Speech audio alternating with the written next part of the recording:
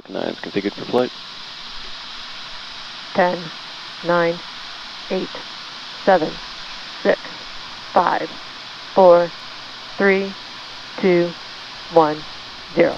Ignition, liftoff of Falcon 9 and Starlink 8.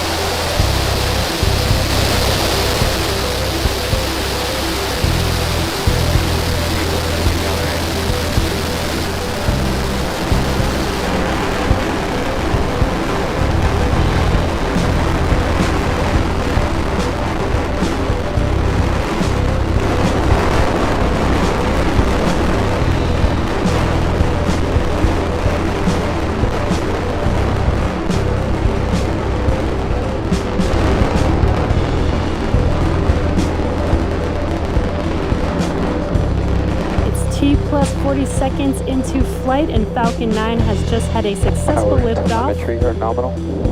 A successful liftoff from pad 40 for its first Starlink rideshare, carrying 3 Planet SkySats and our SpaceX Starlink satellites.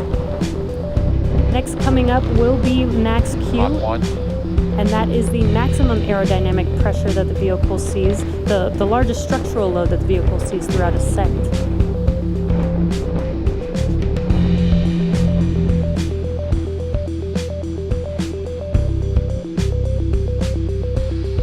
Max Q.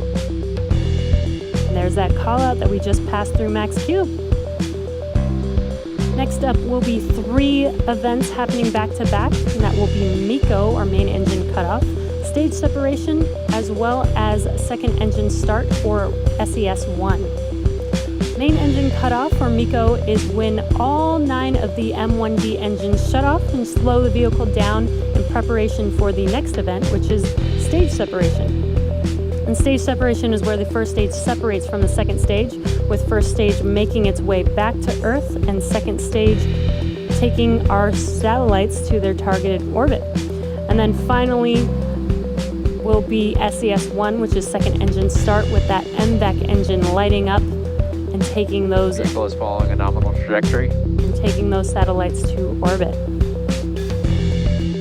Now those 3 events are coming up here in about 15 seconds. Again, that is MECO, stage separation, and SES-1.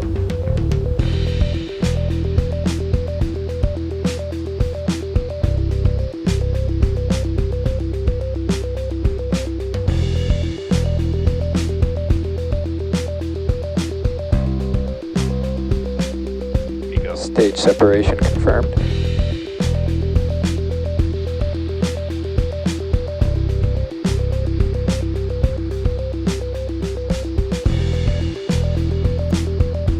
There, as you saw live on your screen, MECO, main engine cutoff, and stage separation. First stage being on your left screen. On your right screen is second stage, with that MVAC engine glowing bright red there. On your left screen, you can see those grid fins deploying on the first stage. Grid fins help. Fairing separation confirmed. And we just had fairing separation. We had a successful deployment of those fairing halves. Let's see if Miss Tree and Miss Chief can make a catch attempt to its landing zone. Stage 1 FTS is safe.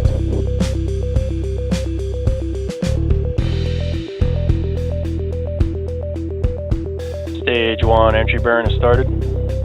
And there you can see that the entry burn has begun. It's lighting up that screen pretty bright there. The entry burn will last about 20 seconds long.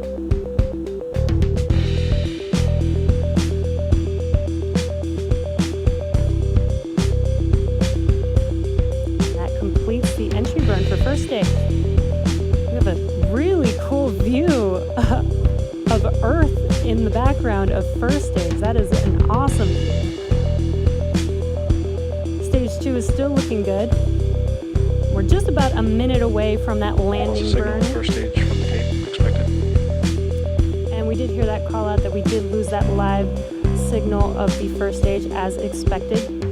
Coming up here at about T plus 8 minutes and 21 seconds will be the beginning of the landing burn. Landing burn will last about 20 seconds long, and then hopefully we'll get to see first stage touch down on our drone ship. Of course, I Still Love You. Stage 1 is transonic. seconds after landing of the first stage will be SECO 1 on second stage. So we will have a couple events happening very close to each other. So we'll listen in and wait for those call outs.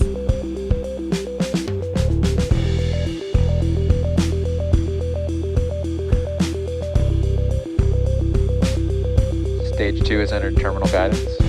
Stage 1 landing burn has started. That landing burn has begun on the first stage. Again, this will last about 20 seconds long. Let's wait and watch to see if we can land this booster Stage for 2 a third FTS time. is saved. Stage 1 landing legs have deployed.